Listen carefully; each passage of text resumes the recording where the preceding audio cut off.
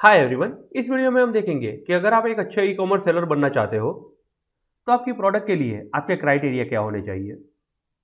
Number one, product selling price. Product का selling price जो है वो 499 से 2500 के बीच में होना चाहिए। सेलिंग प्राइस यानी आप जो भी प्राइस पे आपकी प्रोडक्ट बेच रहे हो वो प्राइस जो है वो 499 से 2500 के बीच में होनी चाहिए। उसके बाद में रिव्यू काउंट लेस देन 500, यानी आप जो प्रोडक्ट सर्च कर रहे हो सेलिंग के लिए वैसे ही प्रोडक्ट अगर कोई सेल कर रहा है तो उसके रिव्यूज जो है वो 500 से नीचे होने चाहिए, यानी कि 500 रिव्यू से नीचे होने चाहिए।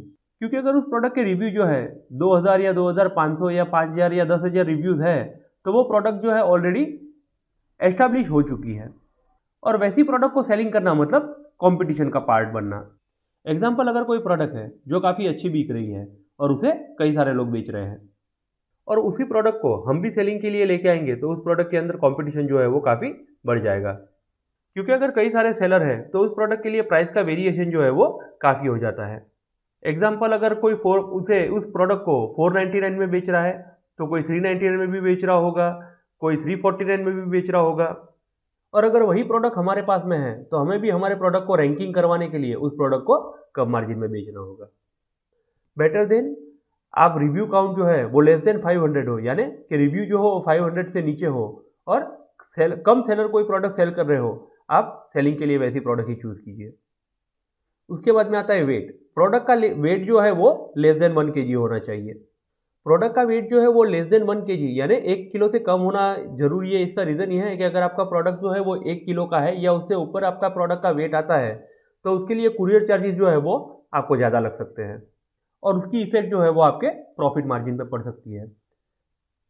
उससे अच्छा आप जो भी प्रोडक्ट सेलिंग के लिए सर्च कीजिए उसे 1 किलो के अंदर ही सर्च कीजिए। उसके बाद में आता है साइज।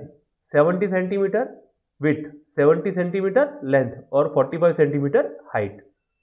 अगर ये साइज या इससे बड़ी साइज की प्रोडक्ट है तो वो आपको खुद ही जो है वो कुरियर करनी पड़ती है। इसके लिए आप इस साइज के नीचे की साइज की प्रोडक्ट ही सेलिंग के लिए फाइनल कीजिए, जिससे आपको कुरियर जो है वो खुद को बाद में ना करना पड़े। उसके बाद में है कंपटीशन। कंपटीशन लेस, यानी आप सेलिंग के लिए जो भी प्रोडक्ट सर्च कर रहे हो उसमें देखिए कि कंपटीशन ना हो, या तो वो प्रोडक्ट एक बिल्कुल नया हो या उसमें कंपटीशन जो है वो काफ़ी कम हो।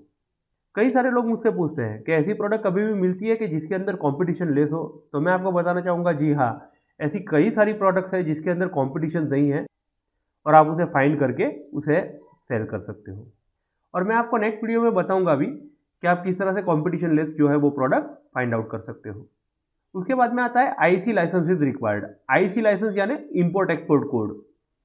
अगर आप जो है कहीं बाहर से आपकी प्रोडक्ट को इंपोर्ट कर रहे हो, एग्जाम्पल अगर आप चाइना से मंगवा रहे हो, ताइवान से मंगवा रहे हो या कोरिया से मंगवा रहे हो, कहीं से भी अगर आप आपकी प्रोडक्ट मंगवा रहे हो तो आपके पास में आईसी कोड जो है वो होना ज़रूरी है। आईसी कोड निकलवाने का चार्जेस जो है वो 1500 रुपीज़ से 2500 रुपीज़ के बीच में होता है। आईसी कोड निकलवाने के लिए अगर आपको खुद को जानकारी नहीं है तो आप आपके सीए या अकाउंटेंट की हेल्प भी ले सकते हो। अगर आपको प्रोडक्ट जो है वो फॉरेन से इंपोर्ट करनी है तो ही आपको आईसी लाइसेंस की रिक्वायरमेंट होती है।